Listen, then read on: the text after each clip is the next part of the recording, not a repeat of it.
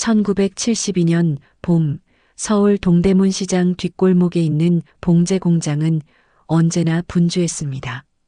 재단기 소리, 재봉틀 돌아가는 소리, 여공들의 제잘거리는 소리가 뒤섞여 하루를 채웠습니다.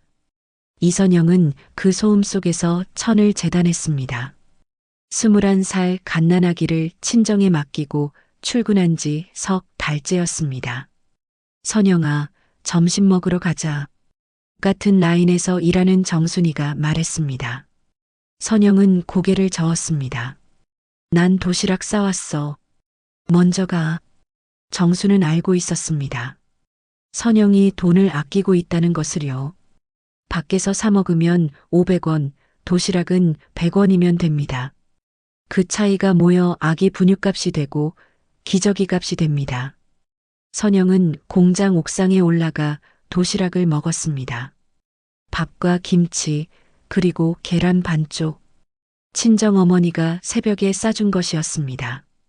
밥을 떠먹으며 선영은 수첩을 펼쳤습니다.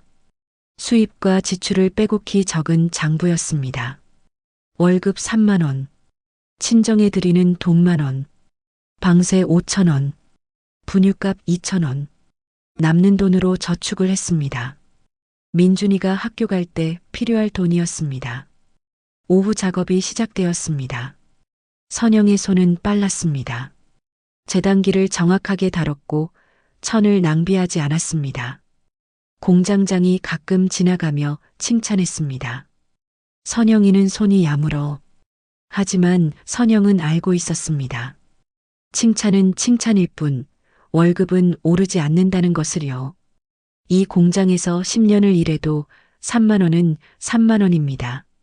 퇴근 후 선영은 2시간을 버스에 매달려 수원 친정으로 갔습니다. 좁은 단칸방에 어머니와 민준이가 있었습니다. 생후 100일이 갓 지난 아기는 엄마를 보자 울음을 터뜨렸습니다. 보고 싶었구나. 선영은 아이를 안았습니다. 작고 따뜻한 무게가 팔에 느껴졌습니다. 이 아이를 위해서라면 무엇이든 할 수 있을 것 같았습니다. 어머니가 된장찌개를 끓여주었습니다. 저녁을 먹으며 어머니는 조심스럽게 물었습니다. 그 사람한테 연락은 안 해봤니? 안 해요. 할 필요 없어요. 민준이 아버지는 대학생이었습니다. 만난 지 석 달 만에 임신을 했고 그에게 말했을 때 돌아온 것은 봉투에 든 10만 원이었습니다. 병원 가. 나는 책임 못 져. 선영은 돈을 돌려주고 혼자 아이를 낳았습니다. 주민등록에 아버지 이름은 비어 있었습니다. 동네 사람들은 수군거렸습니다. 미혼모, 버림받은 여자, 불쌍한 것. 하지만 선영은 신경 쓰지 않았습니다. 민준이만 잘 크면 됩니다.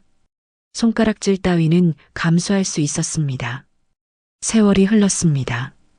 1980년 민준이는 8살이었습니다. 초등학교에 입학했고 선영은 동대문 근처에 작은 월세방을 얻어 아이와 함께 살기 시작했습니다. 친정을 벗어나고 싶었습니다. 어머니도 늙었고 더 이상 짐이 되고 싶지 않았습니다. 민준이는 조용한 아이였습니다. 학교에서 돌아오면 숙제를 하고 혼자 놀았습니다. 친구가 많지 않았지만 말썽도 부리지 않았습니다. 엄마, 오늘 받아쓰기 100점 맞았어. 잘했네. 선영은 아들의 머리를 쓰다듬었습니다. 민준이는 엄마에게 안겼습니다. 좀 오래 안기는 편이었지만 선영은 대수롭지 않게 여겼습니다. 아버지 없이 자라는 아이가 엄마에게 의지하는 것은 당연했습니다. 1990년 민준이는 고등학생이었습니다. 성적은 중간쯤이었고 대학은 지방 전문대에 갔습니다. 선영은 등록금을 대기 위해 야근을 더 많이 했습니다. 허리가 아팠지만 참았습니다. 엄마 미안해. 내가 공부를 더 잘했어야 하는데. 아니야. 내가 건강하게만 자라줘도 고마워. 민준이는 착한 아들이었습니다. 술을 마시지 않았고 담배도 피우지 않았습니다. 방학 때는 아르바이트를 해서 생활비를 보탰습니다. 선영은 만족했습니다. 하지만 뭔가 이상한 점들이 있었습니다.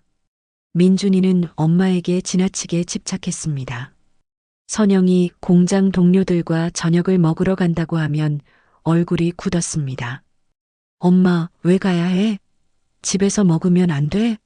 가끔은 사람들이랑 어울려야지. 엄마는 나만 있으면 되잖아. 선영은 웃어넘겼습니다. 아들이 엄마를 좋아하는 것뿐이라고 생각했습니다. 1995년 민준이는 졸업 후 건설 현장에서 일했습니다. 막노동이었지만 돈은 괜찮았습니다. 선영은 이제 조금 여유가 생겼습니다. 민준이가 월급의 절반을 집에 가져다 주었으니까요. 엄마, 이제 공장 그만두고 쉬어. 아직 일할 만해. 엄마 나이가 몇인데. 쉬어야지. 민준이는 점점 통제적으로 변했습니다.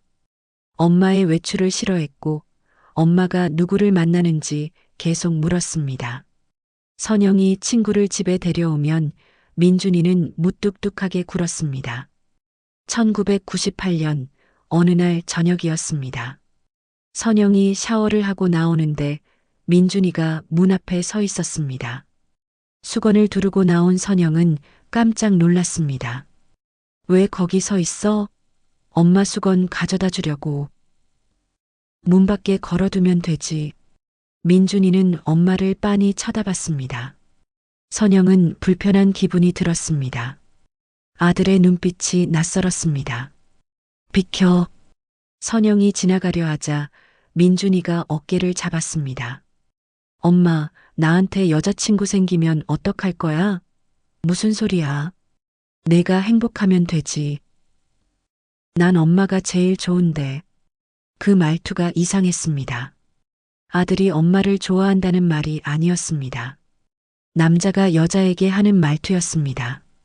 선영은 민준이를 밀쳤습니다. 정신 차려. 내가 지금 무슨 말을 하는 거야? 민준이는 웃었습니다. 그리고 물러섰습니다. 농담이야, 엄마. 농담. 하지만 그날 이후 선영은 민준이가 두려워졌습니다. 옷을 갈아입을 때 문을 꼭 잠갔습니다. 샤워할 때도 마찬가지였습니다. 1999년 가을, 선영은 48이었습니다. 몸이 예전 같지 않았습니다. 자주 어지러웠고 두통이 왔습니다. 공장 일이 점점 힘들어졌습니다. 하지만 병원 갈 시간도 돈도 아까웠습니다. 엄마, 얼굴이 안 좋아. 병원 가봐. 괜찮아. 아니야. 내일 내가 모셔다 줄게. 민준이는 여전히 효자였습니다. 겉으로는요. 하지만 선영은 알고 있었습니다. 아들의 눈빛이 변했다는 것을요. 때때로 엄마를 보는 그 눈이 정상이 아니라는 것을요. 2000년 3월 15일 운명의 날이었습니다. 선영은 평소처럼 출근했습니다. 제단기 앞에 앉아 천을 자르고 있었습니다. 갑자기 머리가 깨질 듯 아팠습니다. 선영은 제단기를 놓쳤습니다. 시야가 흐려졌습니다. 바닥이 기울었습니다. 선영아, 정순이가 소리쳤습니다. 선영은 그대로 쓰러졌습니다. 구급차가 왔습니다. 병원으로 실려갔습니다. 의사는 말했습니다. 뇌출혈입니다. 수술이 필요합니다. 민준이가 병원에 달려왔습니다. 수술 동의서에 서명했습니다. 6시간의 수술 끝에 선영은 살아났습니다. 하지만 좌반신이 마비되었습니다. 왼팔이 움직이지 않았습니다. 왼다리도 마찬가지였습니다. 혼자서는 화장실도 갈 수 없었습니다. 엄마, 괜찮아요. 내가 다 돌봐드릴게요. 민준이는 엄마의 손을 잡았습니다. 선영은 눈물을 흘렸습니다. 하지만 그것은 감사의 눈물이 아니었습니다. 공포의 눈물이었습니다. 서울대병원 신경과 병동은 조용했습니다. 창밖으로 봄 햇살이 들어왔지만 선영의 마음은 어두웠습니다. 뇌출혈 수술을 받은 지 일주일, 왼쪽 몸은 여전히 마비 상태였습니다. 환자 보호자 되시는 분? 담당 간호사가 민준이를 불렀습니다. 네, 아들입니다. 어머님 퇴원 후 간병 계획은 세우셨나요? 구청 통해서 요양보호사 신청하시면 됩니다. 민준이는 고개를 저었습니다.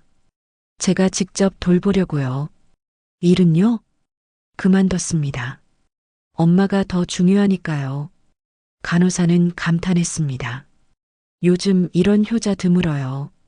선영은 침대에 누워 그 대화를 들었습니다. 가슴이 답답했습니다.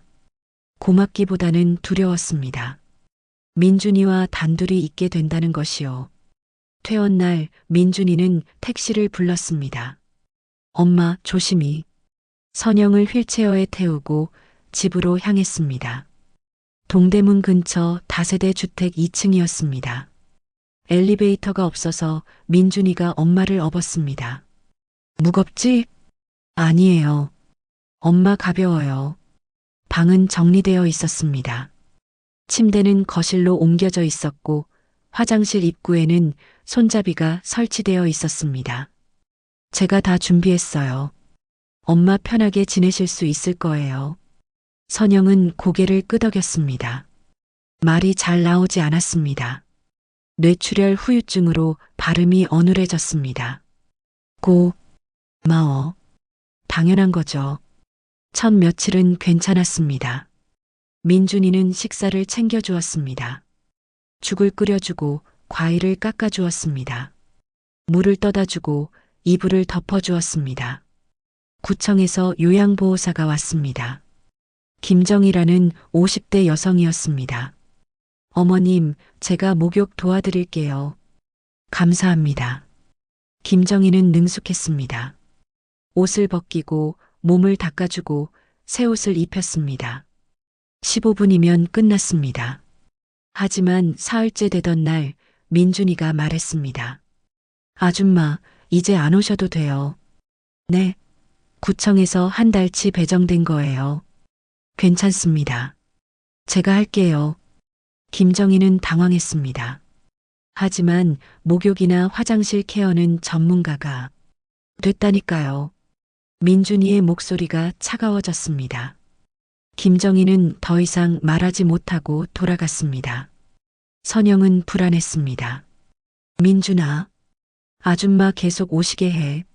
왜요? 제가 하면 안 돼요? 그게 아니라 엄마는 저를 못 믿어요? 선영은 입을 다물었습니다. 아들의 표정이 굳어 있었습니다. 그날 저녁 민준이가 말했습니다. 엄마, 목욕시켜 드릴게요. 내일 해도 안 돼요. 매일 해야 해요. 반신불수는 청결이 생명이에요. 민준이는 엄마를 욕실로 데려갔습니다. 휠체어에서 욕조 의자로 옮겼습니다. 그리고 옷을 벗기기 시작했습니다. 민준아, 내가 할게. 엄마, 왼손 안 움직이잖아요. 민준이는 천천히 옷을 벗겼습니다. 상의, 하의, 속옷까지. 선영은 부끄러웠습니다. 49살 여자의 몸이 28 아들 앞에 드러났습니다. 괜찮아요, 엄마. 전 아들이잖아요. 민준이는 샤워기로 물을 뿌렸습니다. 수건에 비누를 묻혀 몸을 닦았습니다. 등, 팔, 다리, 그리고 가슴. 민준아, 엄마 여기도 깨끗이 닦아야죠. 민준이의 손이 가슴에 머물렀습니다. 닦는 것이 아니었습니다. 만지는 것이었습니다. 그만해. 왜요? 더러우면 감염돼요. 민준이는 계속했습니다.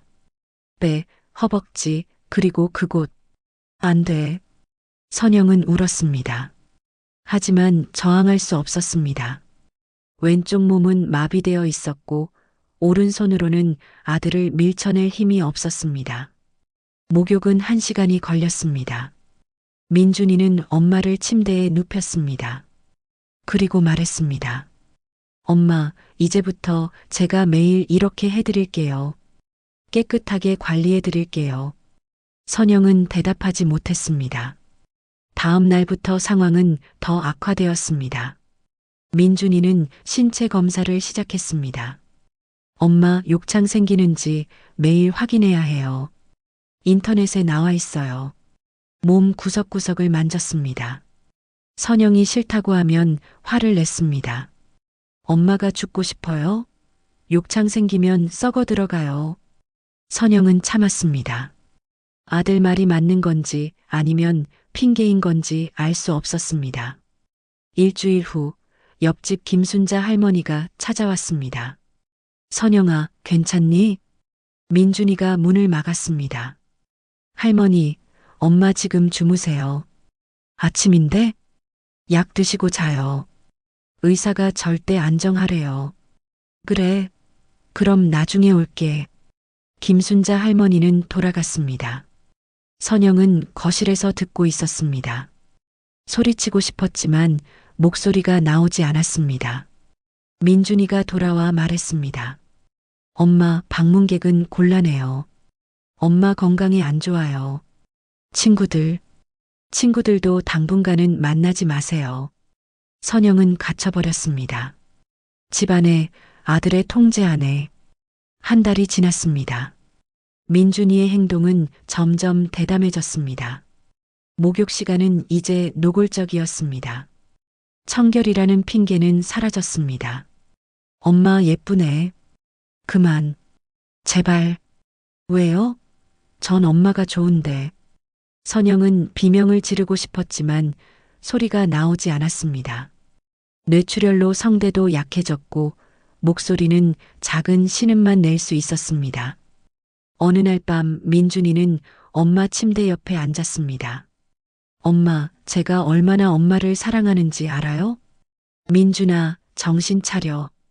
전 정신 멀쩡해요. 어릴 때부터 쭉 엄마만 생각했어요. 엄마는 제 거예요. 아들이, 엄마한테 이러면 안 돼. 왜 안 돼요? 엄마가 저 낳았잖아요.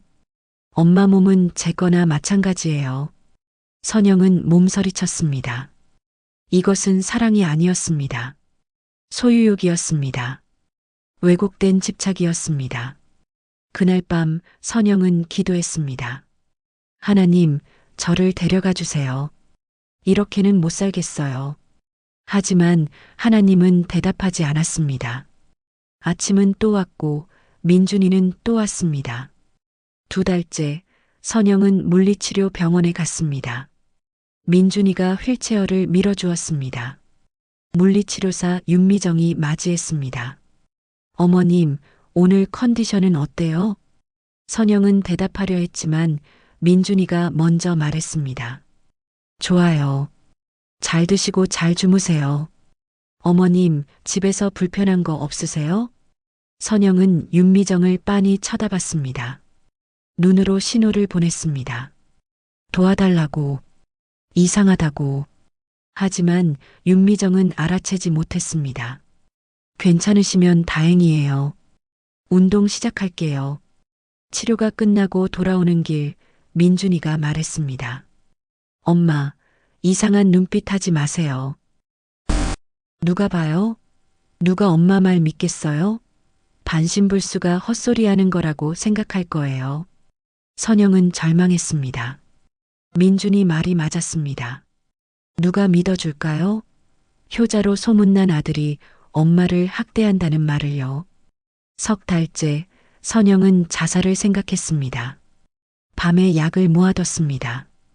한꺼번에 먹으면 죽을 수 있을 것 같았습니다. 하지만 민준이가 발견했습니다. 엄마, 이거 뭐예요? 자살하려고요? 그럼 전 어떡하라고요? 민준이는 약을 모두 버렸습니다. 그리고 말했습니다. 엄마가 자살하면 전 엄마 무덤 앞에서 평생 살 거예요. 그게 원해요? 선영은 살기로 했습니다.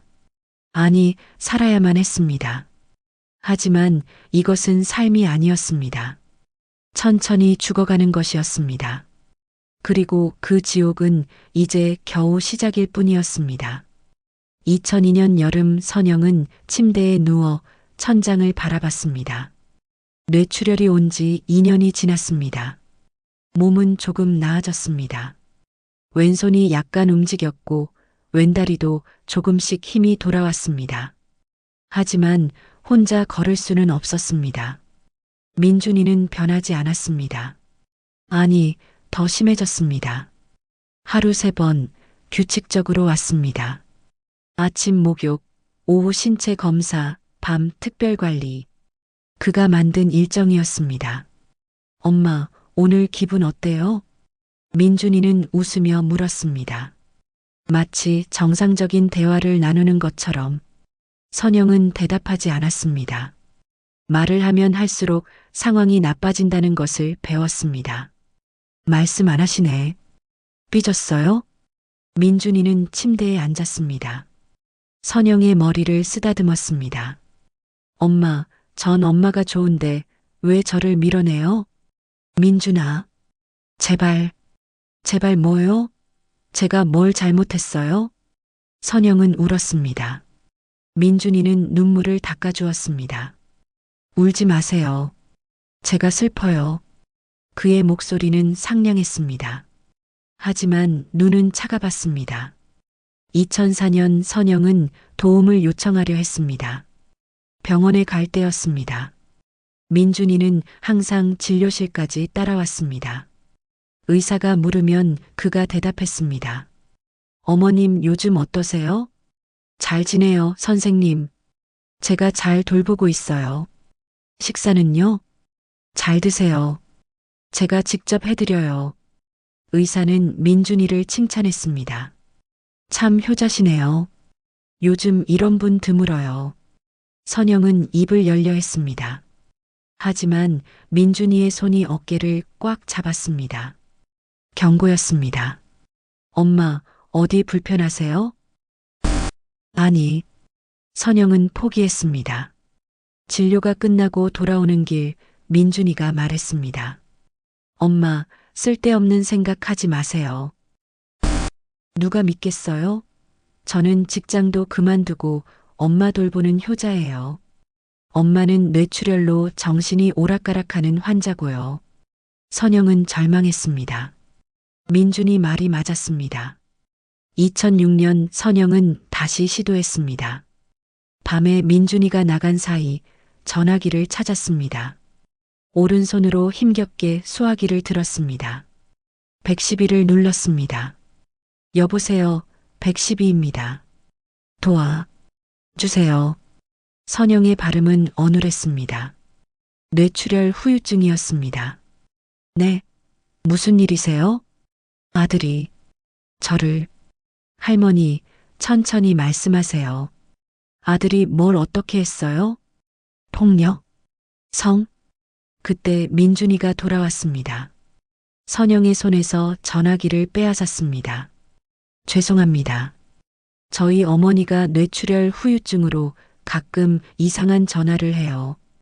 괜찮습니다. 아, 그러세요? 조심하세요. 전화가 끊어졌습니다.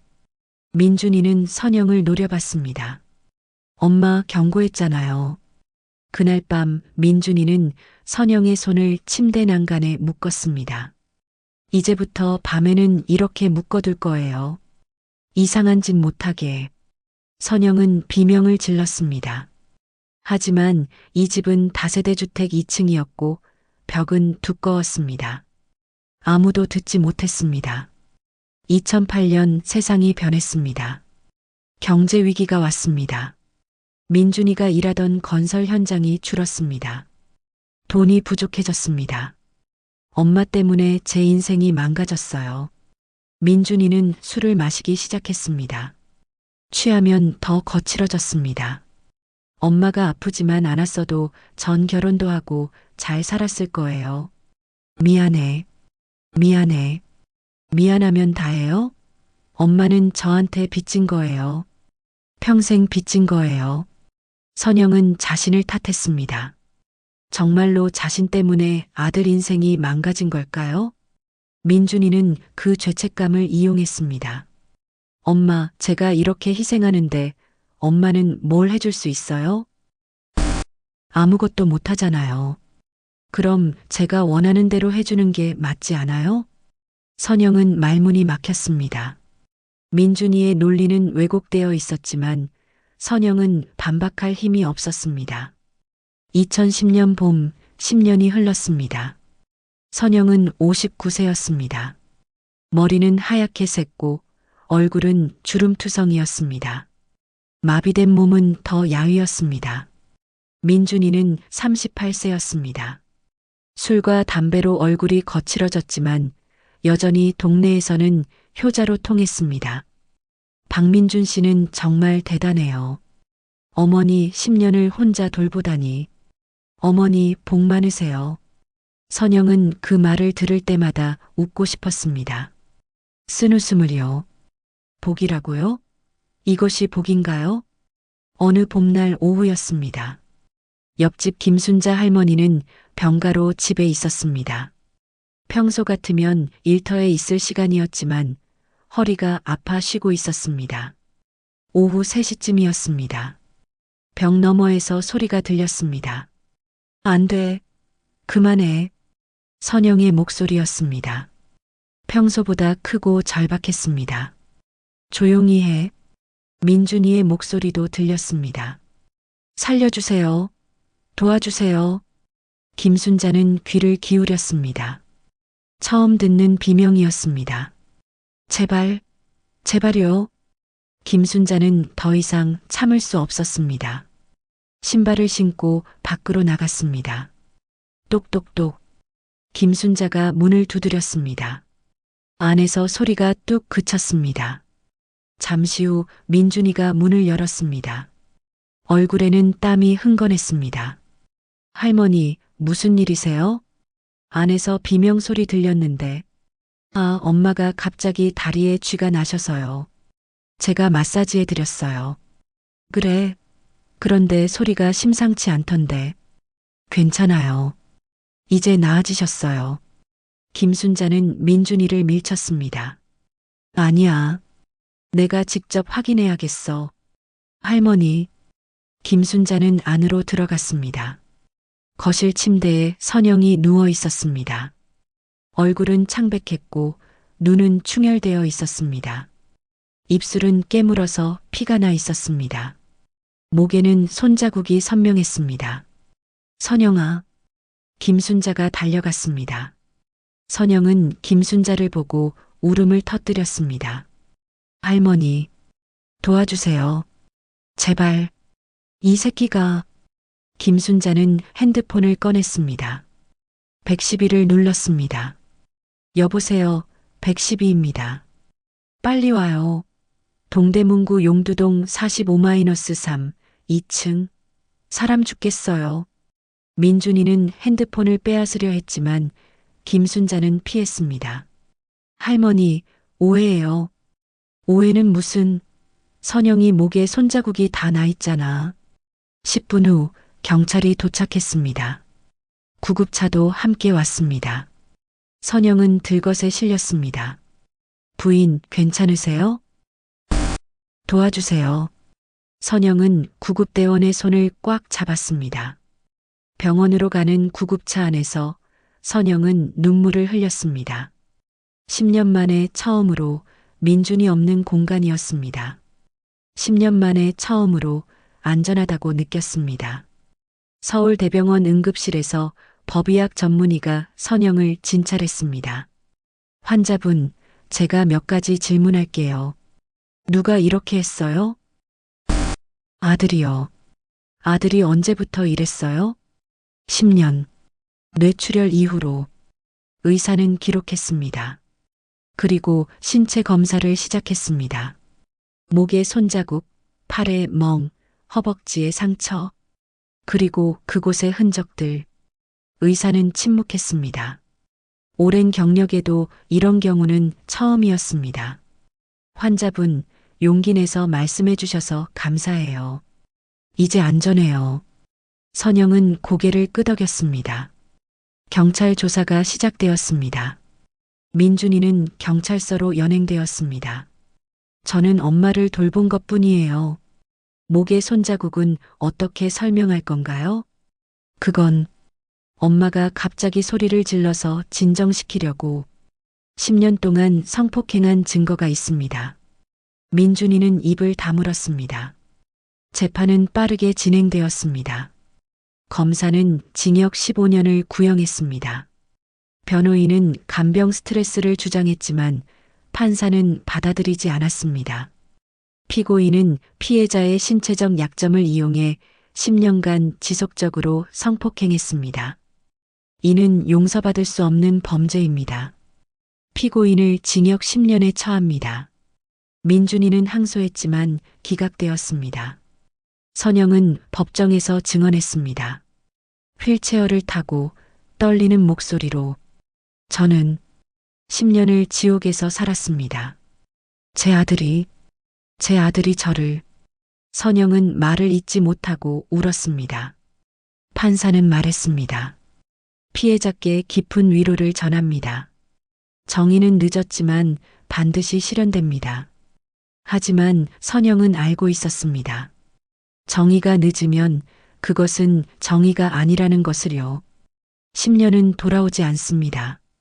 잃어버린 시간은 영원히 사라졌습니다. 그날 밤 병원 침대에서 선영은 창밖을 바라봤습니다. 봄비가 내리고 있었습니다. 빗소리가 유리창을 두드렸습니다. 이제 끝났어. 선영은 스스로에게 속삭였습니다. 하지만 끝이 아니었습니다. 이제 시작이었습니다.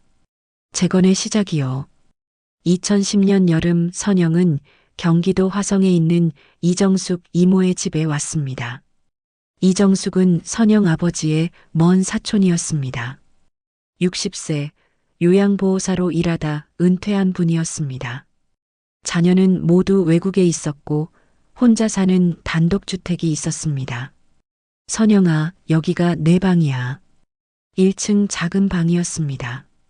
침대, 책상, 옷장, 창문 밖으로 텃밭이 보였습니다. 이모, 감사합니다. 고마워할 것 없어. 가족이잖아. 선영은 눈물을 닦았습니다. 10년 만에 처음으로 안전한 공간이었습니다. 첫 며칠은 적응 기간이었습니다. 선영은 여전히 두려웠습니다. 문 여는 소리만 들려도 움찔했습니다. 이모가 다가오면 몸을 움츠렸습니다. 선영아, 괜찮아. 여긴 안전해. 네. 밤에는 악몽을 꿨습니다. 민준이가 나타나는 꿈이었습니다. 비명을 지르며 깨어났습니다. 괜찮아, 꿈이야. 이정숙은 선영을 안아주었습니다. 선영은 울었습니다. 일주일 후 이정숙은 선영을 병원에 데려갔습니다. 화성시 소재 재활의학과였습니다. 물리치료사 윤미정이 선영을 맡았습니다. 환자분, 제가 선영 씨 담당 치료사 윤미정이에요. 안녕하세요. 윤미정은 30대 후반, 차분한 말투를 가진 사람이었습니다. 선영 씨, 목표가 뭐예요? 혼자 걷고 싶어요. 좋아요. 함께 해봐요. 첫 치료는 간단했습니다. 침대에 누워서 다리를 움직이는 것이었습니다. 왼다리를 천천히 들어보세요. 선영은 힘을 주었습니다. 다리가 조금 움직였습니다. 잘하셨어요. 윤미정은 미소 지었습니다. 선영도 미소 지었습니다. 10년 만에 처음으로요. 치료는 매주 3번이었습니다. 처음에는 누워서 운동했습니다. 그 다음에는 앉아서 했습니다. 한 달 후에는 평행봉을 잡고 섰습니다. 선영 씨, 놓지 마세요. 제가 잡고 있을게요. 무서워요. 괜찮아요. 저 믿어요. 선영은 평행봉을 꽉 잡았습니다. 다리가 후들거렸습니다. 한 걸음만 가봐요. 선영은 왼발을 앞으로 내밀었습니다. 균형이 무너질 것 같았습니다. 좋아요. 다시 한번. 오른발, 왼발. 2걸음을 걸었습니다. 걸었어요. 네, 걸으셨어요. 선영은 울었습니다. 기쁨의 눈물이었습니다. 이정숙은 집에서도 선영을 도왔습니다. 선영아, 텃밭일 도와줄래? 제가요? 응. 휠체어 타고 와서 여기 앉아. 상추 따는 거 도와줘. 선영은 휠체어를 타고 텃밭에 갔습니다. 상추를 땄습니다. 흙 냄새가 좋았습니다. 이모, 어릴 때 시골에서 이런 거 많이 했어요. 그래. 그럼 더 도와줘. 고추도 따야 하고 토마토도 따야 해. 선영은 웃었습니다. 일하는 것이 즐거웠습니다. 석 달 후 선영은 지팡이를 짚고 걸었습니다. 병원 복도를 천천히 걸었습니다. 윤미정이 옆에서 지켜봤습니다. 혼자 할 수 있어요? 네. 한 걸음, 두 걸음, 10걸음. 선영은 복도 끝까지 걸었습니다. 해냈어요. 윤미정이 박수 쳤습니다. 이정숙도 박수 쳤습니다. 선영은 울며 웃었습니다. 그해 가을, 선영은 심리 상담을 시작했습니다. 화성시 정신건강복지센터에서 상담사 한영희를 만났습니다. 선영 씨, 편하게 앉으세요. 감사합니다. 한영희는 50대 부드러운 목소리를 가진 사람이었습니다. 오늘은 가벼운 이야기부터 해요. 요즘 어때요? 조금 나아졌어요. 그렇군요. 뭐가 나아졌어요? 혼자 걸을 수 있게 됐어요. 대단해요. 그 외에는요? 선영은 잠시 생각했습니다. 밤에 덜 무서워요. 좋은 신호예요. 상담은 일주일에 한 번이었습니다. 처음에는 일상적인 이야기만 했습니다. 그 다음에는 과거 이야기를 조금씩 꺼냈습니다. 선영 씨, 그때 어떤 기분이었어요? 무서웠어요. 그리고 화났어요. 화? 누구한테요? 민준이한테요. 그리고 저한테요. 왜 본인한테 화가 났어요? 제가 약했으니까요. 막지 못했으니까요. 한영희는 고개를 저었습니다. 선영 씨, 그건 선영 씨 잘못이 아니에요. 하지만, 아니에요. 선영 씨는 뇌출혈로 반신이 마비됐어요. 저항할 수 없는 상황이었어요. 그건 선영 씨 책임이 아니에요. 선영은 울었습니다. 정말 제 잘못이 아닌가요? 네, 절대 아니에요. 그 말이 선영을 조금씩 치유했습니다. 2011년 봄 선영은 지역 농협에서 하는 약초 교육을 받았습니다. 이정숙이 권유했습니다. 선영아, 이거 배워봐. 재미있을 거야. 교육은 3개월 과정이었습니다. 약초 종류, 효능, 채취 방법, 가공 방법을 배웠습니다. 강사는 최명자라는 70대 할머니였습니다. 여러분, 이게 쑥이에요. 봄에 나는 쑥은 약효가 좋아요. 선영은 열심히 들었습니다. 어릴 적 시골에서 본 것들이 기억났습니다. 이 냉이는 간에 좋아요. 된장국 끓여 먹으면 맛있어요. 수업이 끝나고 실습이 있었습니다. 텃밭에서 약초를 직접 캤습니다. 선영 씨, 손이 좋네요. 감사합니다. 선영은 미소 지었습니다. 교육이 끝난 후 선영은 자격증을 땄습니다. 약초 가공 기능사였습니다. 이모, 저 자격증 땄어요. 잘했어. 축하해. 이정숙은 미역국을 끓여주었습니다. 작은 파티였습니다. 그해 여름 선영은 작은 가게를 열었습니다. 화성시 봉담읍 시장 한켠 3평짜리 가게였습니다. 월세는 30만 원이었습니다. 간판에는 선영 반찬이라고 적혀 있었습니다. 메뉴는 간단했습니다. 미나리 무침, 냉이 된장국, 도라지전과 매실청, 약초차. 첫날 손님이 3명 왔습니다. 이거 직접 만드신 거예요? 네. 신선하네요. 다음에 또 올게요. 선영은 기뻤습니다. 한 달 후 손님이 늘었습니다. 입소문이 났습니다. 선영 반찬집 가봤어? 맛있어. 진짜? 나도 가봐야지. 매출이 올랐습니다. 월 100만 원, 200만 원. 선영은 열심히 일했습니다. 이정숙이 주말에 도와주었습니다. 선영아, 고추장 떨어졌어. 네, 제가 만들게요. 둘은 함께 일했습니다. 가족처럼요. 2012년 가을, 선영은 이웃 김철수를 만났습니다. 김철수는 70세 호랍이었습니다. 가게에 자주 왔습니다. 아줌마, 매실청 하나 주세요. 네, 여기 있어요. 감사합니다. 김철수는 정중했습니다. 선영에게 함부로 대하지 않았습니다. 어느 날 김철수가 물었습니다. 아줌마, 혹시 시간 있으면 영화 보러 갈래요? 네. 아, 오해 마세요. 그냥 친구로요.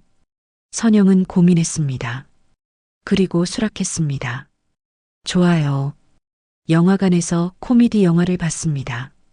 선영은 오랜만에 웃었습니다. 영화가 끝나고 김철수가 말했습니다. 즐거웠어요. 다음에 또 같이 봐요. 네, 좋아요. 둘은 친구가 되었습니다. 그리고 천천히 가까워졌습니다.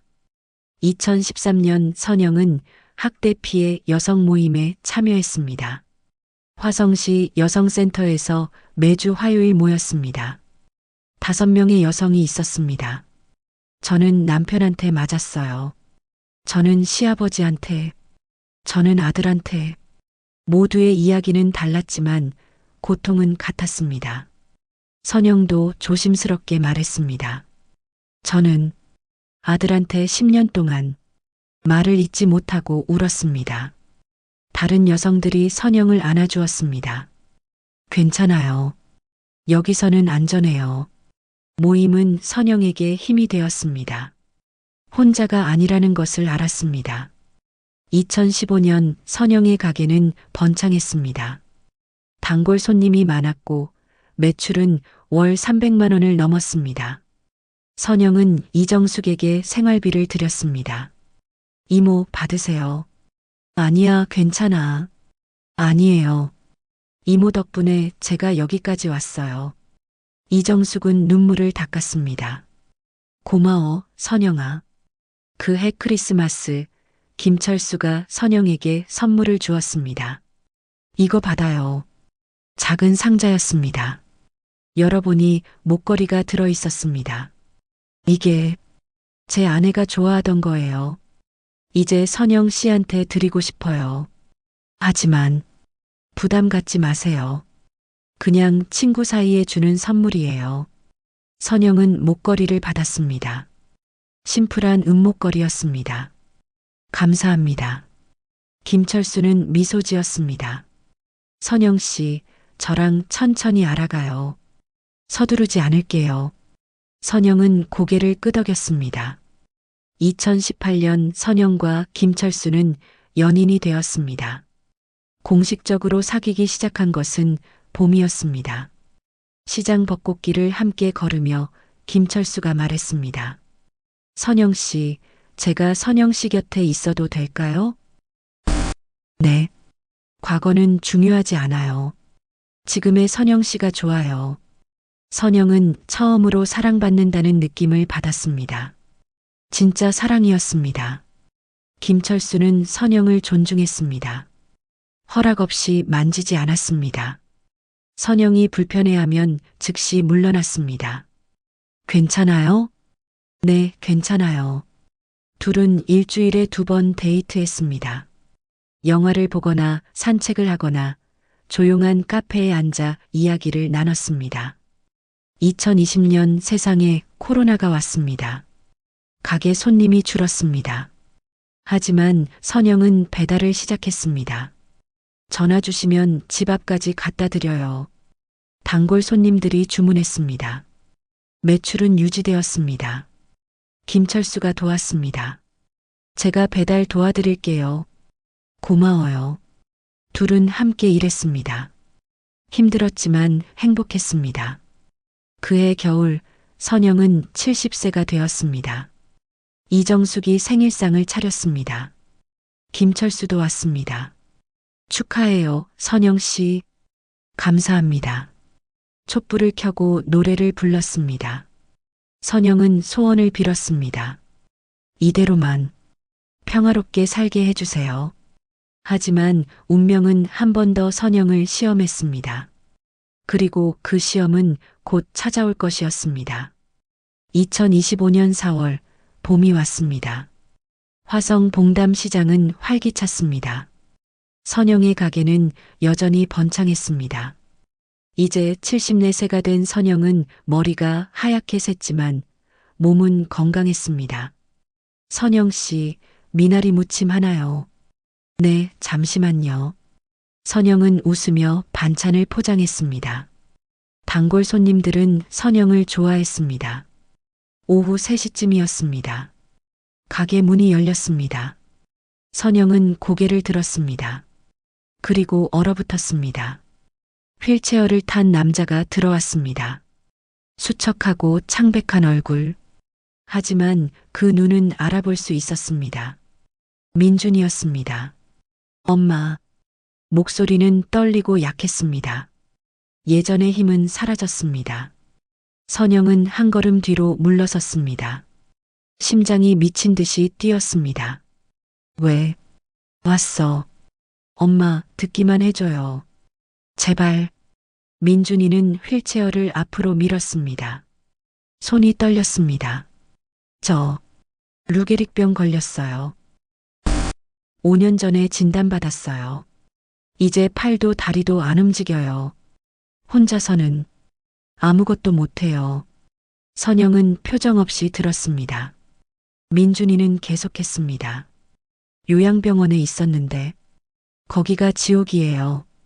간호사들은 바쁘고 밥은 형편없고 하루 종일 침대에만 누워 있어요. 그래서 엄마, 저 좀 돌봐줘요. 엄마밖에 없어요. 선영은 웃었습니다. 차갑게요. 내가 돌봐달라고? 네. 제발이요. 15년 전에 나도 똑같은 상황이었어. 반신불수로 누워서 도움이 필요했지. 그때 넌 뭘 했어? 민준이는 고개를 숙였습니다. 죄송해요. 죄송하다고? 선영의 목소리가 높아졌습니다. 10년 동안 나를 지옥에 가뒀잖아. 10년 동안 내 몸을 망가뜨렸잖아. 10년 동안 나를 죽여왔잖아. 엄마, 저도 그때는 정신이 없었어요. 젊었고 화가 나 있었고 변명하지 마. 선영은 차갑게 말했습니다. 너는 선택했어. 매일매일 나를 학대하기로 선택했어. 그건 내 책임이야. 민준이는 울기 시작했습니다.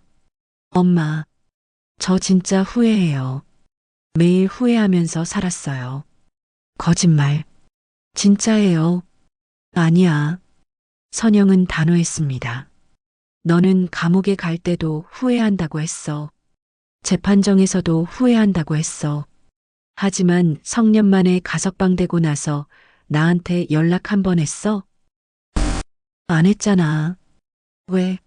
필요 없었으니까. 내가 건강했으니까. 민준이는 대답하지 못했습니다. 지금 여기 온 이유는 후회해서가 아니야. 도움이 필요해서야. 내 후회는 가짜야. 엄마, 나를 엄마라고 부르지 마. 선영의 목소리는 얼음처럼 차가웠습니다. 내 아들은 30년 전에 죽었어. 뇌출혈 나던 그날 내가 처음으로 나를 만졌을 때 죽었어. 민준이는 절규했습니다. 엄마, 저 정말 죽을 것 같아요. 도와주세요. 안 돼. 왜요? 왜냐고? 선영은 민준이에게 다가갔습니다. 휠체어 앞에 섰습니다. 15년 전에 내가 똑같이 물었어. 왜 이러냐고. 제발 그만하라고. 그때 넌 뭐라고 했어? 엄마는 나한테 빚진 거예요 라고 했잖아. 내가 원하는 대로 해주는 게 맞잖아요 라고 했잖아. 민준이는 고개를 떨구었습니다. 지금 내가 나한테 빚진 거야. 10년치 지옥의 빚. 그 빚을 갚을 방법은 없어. 엄마, 용서는 안 돼요? 용서? 선영은 웃었습니다. 비웃음이었습니다. 용서는 피해자가 선택하는 거야. 가해자가 요구하는 게 아니야. 그럼 엄마는 나는 너를 용서하지 않기로 했어. 민준이는 충격받은 얼굴이었습니다. 그게 기독교인이 할 말이에요? 나는 기독교인이기 전에 생존자야. 그리고 너를 용서하지 않는 것이 내 생존 방식이야. 선영은 돌아섰습니다. 카운터로 갔습니다. 이제 나가줘. 엄마, 나가라고. 선영의 목소리가 떨렸습니다. 분노가 아니었습니다. 슬픔이었습니다. 민준이는 휠체어를 돌렸습니다. 문 쪽으로 천천히 갔습니다. 문 앞에서 멈췄습니다. 엄마, 마지막으로 한마디만. 됐어. 정말 미안해요. 그 미안함을 요양병원에서 간호사들한테 해. 민준이는 더 이상 말하지 못하고 나갔습니다. 문이 닫혔습니다. 선영은 그 자리에 서서 떨었습니다. 다리에 힘이 풀렸습니다. 의자에 주저앉았습니다. 울지는 않았습니다. 그냥 앉아 있었습니다. 1시간쯤 지났을까요? 김철수가 들어왔습니다. 선영 씨, 괜찮아요? 어떻게 알았어요? 이웃 할머니가 말해줬어요. 휠체어 탄 남자가 왔다고. 김철수는 선영 옆에 앉았습니다. 민준이었어요? 네. 뭐라고 했어요? 돌봐달래요. 김철수는 선영의 손을 잡았습니다. 뭐라고 대답했어요? 거절했어요. 잘했어요. 김철수는 선영을 안았습니다. 선영 씨, 잘했어요. 정말 잘했어요. 그제야 선영은 울었습니다. 김철수 품에서 오랫동안 울었습니다.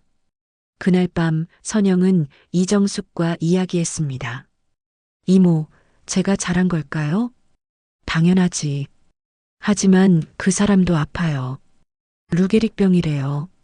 그건 너랑 상관없어. 이정숙은 단호했습니다.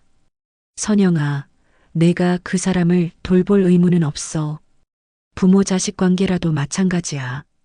그 사람은 내 인생을 파괴했어. 내가 책임질 이유가 없어.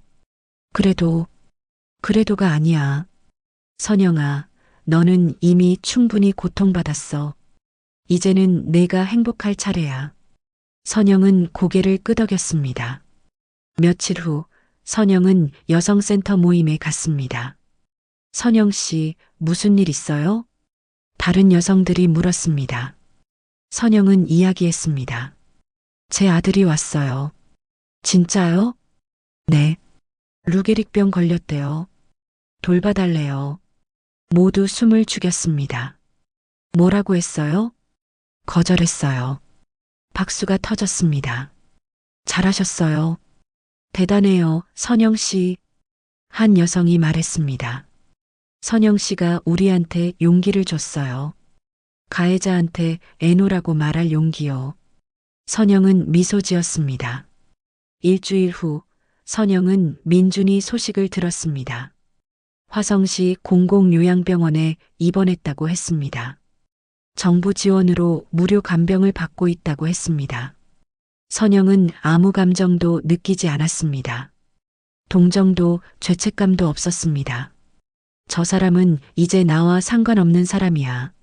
선영은 생각했습니다. 2025년 여름 선영은 74세 생일을 맞았습니다. 가게에서 작은 파티를 열었습니다. 이정숙, 김철수, 단골 손님들이 왔습니다. 선영 씨 생일 축하해요. 감사합니다. 케이크에 촛불을 켰습니다. 선영은 소원을 빌었습니다. 계속 이렇게 평화롭게 살게 해주세요. 촛불을 끄고 박수가 나왔습니다. 저녁에 김철수와 시장 뒷길을 걸었습니다. 선영 씨 행복해요? 네. 정말요? 정말이에요. 선영은 김철수의 손을 잡았습니다. 당신 덕분이에요. 아니에요. 선영 씨 덕분이에요. 둘은 벤치에 앉았습니다. 석양이 아름다웠습니다. 선영 씨, 제가 하나 물어볼게요. 네. 민준이를 정말로 용서 안 할 거예요? 선영은 잠시 생각했습니다. 용서와 경계는 달라요. 무슨 뜻이에요? 용서는 제 마음속에서 하는 거예요. 그 사람에 대한 분노를 내려놓는 거죠. 그건 저를 위한 거예요. 그럼, 하지만 경계는 행동이에요. 그 사람을 제 삶에서 차단하는 거죠. 그것도 저를 위한 거예요. 김철수는 고개를 끄덕였습니다. 그래서 마음으로는 용서할 수 있지만 행동으로는 받아들이지 않는 거군요. 맞아요. 선영은 하늘을 올려다봤습니다. 저는 더 이상 그 사람한테 상처받고 싶지 않아요. 그게 제 선택이에요. 좋은 선택이에요. 석양이 저물었습니다. 별이 하나둘 떠올랐습니다. 철수 씨, 네. 저 이제 진짜 자유로워요. 알아요. 15년 걸렸지만 드디어 자유로워졌어요. 김철수는 선영을 안았습니다. 그날 밤 선영은 일기를 썼습니다. 2025년 7월 15일. 오늘 민준이가 다시 왔다. 하지만 나는 흔들리지 않았다. 나는 이제 알고 있다. 용서는 가해자를 위한 게 아니라 나를 위한 것임을. 경계는 냉정함이 아니라 자기 보호임을. 그리고 가장 중요한 것은 나는 더 이상 피해자가 아니라는 것. 나는 생존자다. 나는 승리자다. 나는 자유다. 선영은 일기를 덮었습니다. 창밖으로 달이 밝았습니다. 그 달빛 아래 선영은 평화롭게 잠들었습니다. 15년 만에 처음으로 악몽 없이 잠들었습니다.